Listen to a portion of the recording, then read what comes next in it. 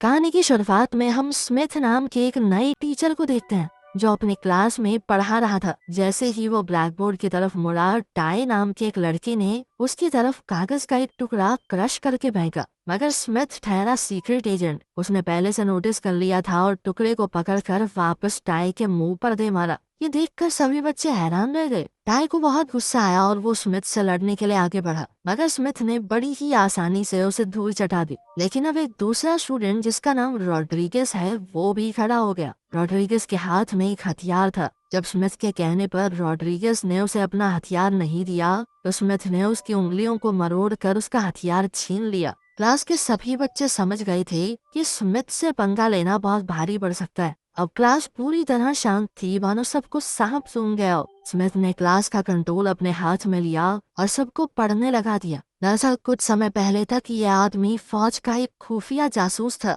उसका असली नाम है जॉनथन शेल। शेल और उसके साथियों को एक खुफिया मिशन दिया गया और वो उस मिशन को बखूबी निभा भी रहे थे। लेकिन किसी तरह न्यूज रिपोर्टर्स को इस बारे में पता चल गया, जिसके बाद सरकार ने अपनी इज्जत बचाने के लिए झूठ कह दिया कि इन फौजियों ने अपनी मनमर्जी की है, हमने नहीं भेजा किसी को। उन सबको अपना मुंह बंद रखने के लिए पैसे दिए गए, पर अब वो फौज में काम नहीं कर सकते क्योंकि फिर सवाल उठेंगे। इसके बाद हम शेल के होम टाउन में उसकी बीवी जेन को देखते हैं। वो एक हाई स्कूल टीचर है जो अपने काम को बखूबी करती है। जेन अपने क्लास में बच्चों को शांति से पढ़ा रही थी और सभी बच्चे भी मन लगाकर पढ़ रहे थे। मगर तभी स्कूल कैंपस में बहुत शोर होने लगा। बाहर कुछ स्टूडेंट्स आपस में लड़ रहे थे। ऐसा लग रहा था जैसे सभी स्टूडेंट्स पूरी प्लानिंग के साथ एक लड़के को पीट रहे हैं। जेन और दूसरे टीचर शर्मैन उन्हें रोकने की कोशिश करने लगे। शर्मैन ने लड़ाई को रुकवाया और लड़के को बचा लिया।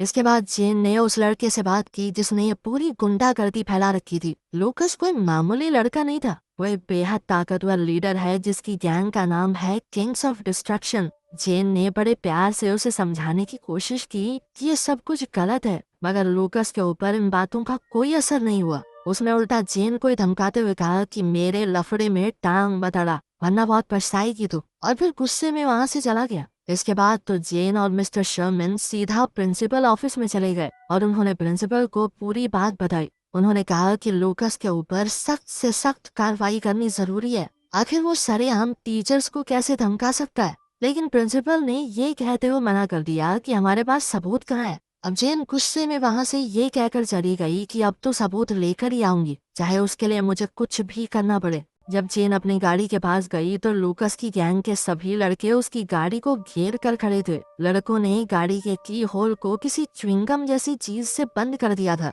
जेन बार बार अपनी गाड़ी खोलने की कोशिश कर रही थी, जबकि सभी लड़के मिलकर उसका मजाक उड़ा रहे थे। काफी मशक्कत के बाद गाड़ी आखिरकार खुल गई और जेन वहाँ से निकली। जब जेन घर पहुंची तो वहाँ उसका पति शेल उसका इंतजार कर रहा था। अपने पति को देखकर उसने चैन की सांस ली। जेन इतने वक्त बाद अपने पति को देखकर बहुत खुश थी। शेल ने जेन को बताया कि मुझे फौज से निकाल दिया गया है। इसके बाद वो दोनों अपने फ्यूचर के बारे में बात करने लगे। शेल को समझ नहीं आ रहा था कि वो आगे क्या करेगा। अगले सुबह जेन बीच पर जॉगिंग करने घर से निकली, मगर उसे ये नहीं पता था कि लूकस की गैंग का एक मेंबर उसका इंतजार कर रहा है। जैसे ही जेन उसके पास पहुंची उसने तुरंत जेन पर डंडे से हमला कर दिया। खुशकिस्मती से शेल आसपास ही था। वो आवाज सुनते ही जेन को बचाने आया। फिर वो जेन को ट्रीटमेंट के लिए हॉस्पिटल ले गया। वहाँ जेन ने शेल को बताया कि हमला स्कूल के स्टूडेंट्स ने करवाया है। शेल को महसूस हुआ कि उसकी बीवी बहुत डरी हुई है और उससे वादा किया कि मैं तुम्हें कुछ नहीं होने दूंगा, और साथ ही जिन्होंने तुम्हारे साथ ये किया है उन्हें सजा जरूर मिलेगी। शेल ने फैसला किया कि वो अंडर कवर टीचर बन के स्कूल जाएगा और इस मुसीबत को जड़ से उखाड़ कर फेंक देगा। शेल अपने नए मिशन के लिए पूरी तैयारी करने लगा। उसने अपना नया नाम जेन स्मिथ रख दिया और स्कूल में नौकरी के लिए फॉर्म भरा। वहाँ उसकी मुलाकात प्रिंसिपल से हुई। प्रिंसिपल ने बड़े प्यार से शेल को बताया कि हम थोड़े टाइम के लिए आपको रख पाएंगे, जिस पर शेल ने कहा कि कोई बात नहीं, मैं अपना काम बहुत अच्छे से करूंगा। अपनी इस नौकरी के साथ साथ शेल अपना मिशन जानता था कि उसे उन लोगों को ढूंढना है जिन्होंने जेन पर हमला करवाया था। स्कूल के पहले दिन जब शेल क्लासरूम में गया तो उसने ऐसे बच्चे कभी नहीं देखे थे। ये बहुत बदतमीज थे जो किसी जंगली जानवर से कम नहीं थे। ये कमरा किसी भी एंगल से क्लासरूम लग ही नहीं रहा था। शेल स्टूडेंट्स के सामने जाकर अटेंडेंस लेने लगा तो उसे प्रॉब्लम समझ आई। कोई भी बच्चा पढ़ना चाहता ही नहीं था और तरीके से रहना तो मानो उन्हें किसी ने सिखाया ही ना हो। कुछ देर बाद हमारा जेन स्मिथ स्टाफ रूम में मिस्टर शर्मन से दोबारा मिला और उन्होंने उसे स्कूल के लाइब्रेरियन डिलन से मिलवाया। बातचीत के दौरान शर्मन ने बताया कि एक लड़का है लूकस, उसकी गैंग बहुत ज्यादा खतरनाक है और उन लोगों ने अब सबको डरा कर स्कूल को अपने कंट्रोल में ले लिया है। एना का मानना था कि शायद प्रिंसिपल भी इनके साथ मिला हुआ है, लेकिन शर्मन ने बीच में कूद कर कहा कि प्रिंसिपल सर तो पुलिस वाले होते थे, वो ऐसा नहीं कर सकते।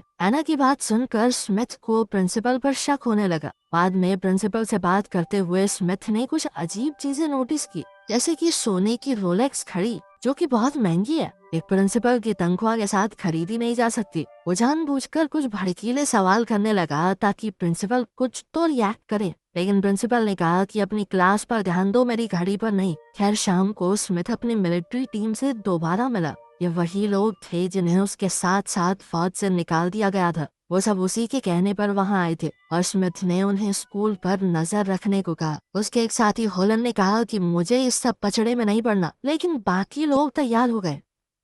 अगले दिन जब स्मिथ क्लास में पढ़ा रहा था तो वही पेपर बॉल वाली हरकत हुई जहाँ से कहानी की शुरुआत हुई थी। क्लास में स्मिथ के हाथों अपनी बेइज्जती करवाने के बाद रॉड्रिगेज सीधा प्रिंसिपल के पास गया उसे सब कुछ बताने के लिए, जिसके बाद प्रिंसिपल ने तुरंत सिक्योरिटी गार्ड मार्विन को स्मिथ की क्लास में जाने को कहा। जब मार्विन वहां पहुंचा तो ये देखकर हैरान हो गया कि सभी बच्चे क्लास में शांति से पढ़ रहे हैं। जब ये बात मार्विन ने प्रिंसिपल को बताई तो वो हैरान रह गया, जिसके बाद प्रिंसिपल ने सोचा कि वो क्लास के खत्म होने का इंतजार करेगा। स्मिथ क्लास में बच्चों से बातें कर रहा था और बच्चे उसे बताने लगे कि उनके साथ क्या क्या हुआ। इतने में लूकस ने अपने नए टीचर से एक सवाल किया, क्या आपके ऊपर कभी चाकू से हमला हुआ है? और तभी कुछ बच्चे मिस्टर स्मिथ को अपने शरीर पर लगे चाकू के निशान दिखाने लगे। ये उनके अपने टीचर को डराने की एक नाकाम कोशिश थी। कुछ दिनों बाद स्मिथ कुछ सीसीटीवी कैमरास की फुटेज देख रहा था। अभी उसने सीसीटीवी में देखा कि प्रिंसिपल उसके कमरे की तरफ आ रहा है। स्मिथ ने फटाफट लैपटॉप बंद किया और बिल्कुल नॉर्मल बर्ताव करने लगा। प्रिंसिपल ने कमरे में आते ही स्मिथ से कहा कि कुछ बच्चे तुम्हें स्कूल से बाहर निकालने का प्लान कर रहे हैं। जो भी तुमने किया है उसके लिए उनसे माफी मांग लो। मगर स्मिथ ने कहा कि मैं बच्चों से माफी नहीं मांगूंगा। इस पर प्रिंसिपल ने कहा कि मैं ऐसा बर्ताव नहीं सहन कर सकता, तुम एक काम करो, स्कूल से निकल जाओ। लेकिन स्मिथ ने कहा कि सर, जो हमारा कॉन्ट्रैक्ट है ना, उसमें लिखा हुआ है कि आपको 2 हफ्ते पहले मुझे नोटिस देना होगा। स्मिथ का इतना कॉन्फिडेंस देखकर अब प्रिंसिपल को भी शक हो गया कि यार ये बंदा कोई आम सा टीचर तो नहीं है। उसने अपनी टीम से कहा कि इसके सभी सर्टिफिकेट्स की जांच करो। जांच से पता चला कि स्मिथ के सारे डॉक्यूमेंट फर्जी थे और सारे रिकॉर्ड भी झूठे हैं। अगले दिन जब स्मिथ क्लास में पढ़ा रहा था तो लूकस और उसके दोस्तों ने क्लास में लेट एंट्री मारी। वो लोग स्मिथ को परेशान करना चाहते थे। स्मिथ ने जब उन्हें रोका तो लूकस ने इतराकर सॉरी कह दिया, जिसके बाद स्मिथ ने सख्ती से कहा कि ब्लैक बोर्ड पर 10 बार सॉरी लिखो। मगर लूकस अपनी सीट से उठा नहीं। जिसके बाद स्मिथ ने कहा कि अब तो तू 100 बार सॉरी लिखेगा।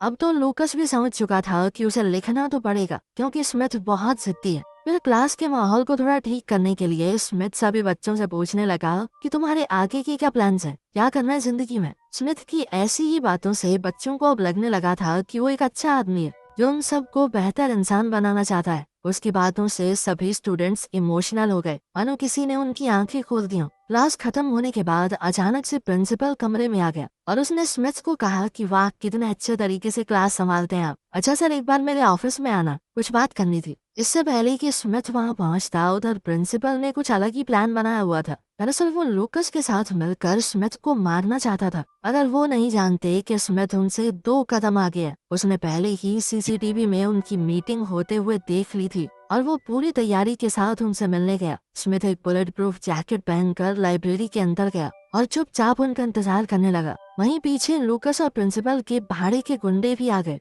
अंदर पहुंचते ही स्मिथ ने बिना किसी डर के उन पर हमला कर दिया। उसने अपनी फाइटिंग स्किल्स का फायदा उठाते हुए सभी गुंडों को गिरा दिया और फिर एक एक करके उन्हें खिड़की से नीचे फेंकना शुरू कर दिया। मगर एक गैंग मेंबर के हाथ में स्मिथ की गन लग गई और उसने तुरंत ही स्मिथ पर गोली चला दी। और फिर लूकस ने उसे कहा कि लाइब्रेरियन को भी मार कर यहाँ से भाग जाओ। जैसे ही वो लाइब्रेरियन पर निशाना दागने लगा तो स्मिथ ने उन्हें एहसास करवाया कि वो जिंदा है और उसे भी खिड़की से बाहर उसके दोस्तों के बीच में फेंक दिया। इसके बाद स्मिथ बिल्डिंग में नीचे उतर ही रहा था कि तभी प्रिंसिपल उसे देखकर चौंक गया और पूरी तरह मासूम बनने की एक्टिंग करने लगा, जैसे उसे कुछ पता ही ना हो। मगर स्मिथ ने ऐसा दिखाया कि कुछ हुआ ही नहीं। ये सुनकर तो प्रिंसिपल और चौंक गया कि कैसा आदमी है, गोलियां चली है, कह रहा कुछ नहीं हुआ, चिल्लाए सब। दूसरी तरफ मिस्टर शर्मन जेन से मिलने उनके घर चले गए। घर पे बातचीत करते हुए उसने जेन और उसके पति की तस्वीर देखी और कहा कि ये बंदा तो हमारे स्कूल में नया टीचर बन के आया है। दूसरी तरफ स्मिथ के टीम मेंबर्स पूरी गैंग पर नजर रखे हुए थे। उन्हीं में से एक लूकस का पीछा करते हुए स्मिथ को उसकी लोकेशन बताता रहता। शाम को जब स्मिथ घर आया तो अचानक डर गया क्योंकि जेन को उसकी सच्चाई पता लग चुकी थी। उसने कहा कि शर्मन ने मुझे सब कुछ बता दिया है। अब जब वो सब कुछ जान ही गई थी तो स्मिथ ने उसे बताया कि तुम्हारे स्कूल में गड़बड़ है, तुम्हारा प्रिंसिपल तक उस गैंग से मिला हुआ है और अब स्मिथ बच्चों को बचाने के लिए कुछ भी करने को तैयार था। स्मिथ की टीम बखूबी अपना काम कर रही थी। उसके साथ ही जोई ने स्मिथ को पोर्ट के पास बुलाया क्योंकि उसे शक था कि शायद यहाँ बहुत बड़ी ड्रग डील होने वाली है जिसके अंदर लूकस की गैंग के कुछ लोग ही शामिल होंगे। उन्होंने रात होने का इंतजार किया और फिर मौका देखकर गैंग वालों को रंगे हाथों पकड़ लिया। स्मिथ ने बंदूक दिखाकर उन्हें जल्दी से नीचे लेट जाने को कहा और फिर उनकी बंदूकें छीन ली। जब स्मिथ इन लोगों को संभाल रहा था तो जोई बाकी सब के ऊपर हमला करने गया। तभी स्मिथ का एक पुराना साथी होलन वहां आ गया। ऐसा लग रहा था कि वो इस गैंग से जुड़ा हुआ है। उसने बंदूक की नोक पर स्मिथ से कहा कि इस गुंडे से लड़।